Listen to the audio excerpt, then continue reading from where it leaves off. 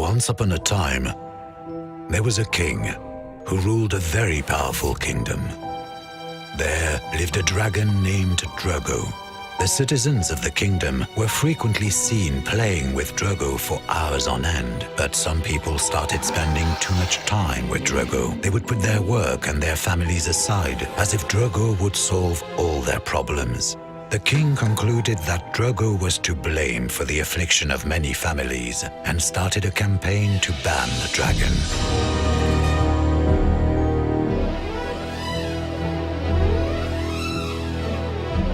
And soon, Drugo became public enemy number one and was forced to flee, hiding in the darkness. But the ban was futile, as more and more people wanted to play with Drugo.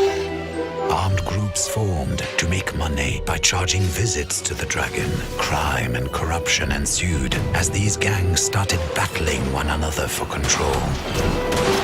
A law was passed prohibiting people from having any form of contact with Drugo. Offenders were to be arrested. Soon, the dungeons were crowded with non-violent offenders who were treated mercilessly, including people who were dependent on being with Drugo. The king started investing enormous amounts of the royal treasure into a war against Drugo.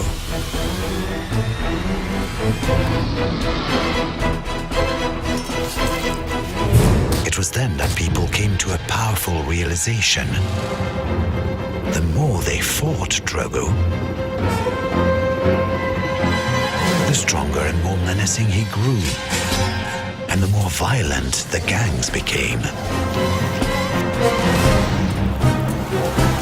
The kingdom was shaken by a violent war that soon spread across all neighboring kingdoms.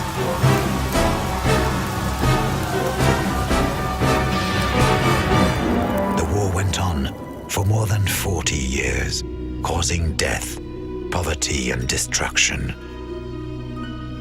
Then, former rulers of several kingdoms decided to break the taboo.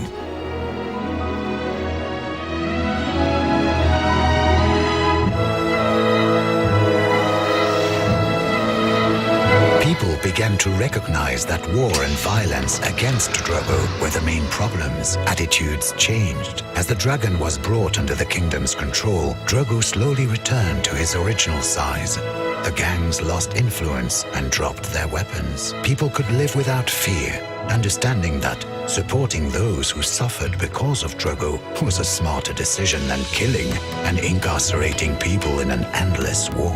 The story didn't end there, nor did everyone live happily ever after. But the kingdom saw that while a world without Drugo may be a utopia, one with less violence and suffering could be very real.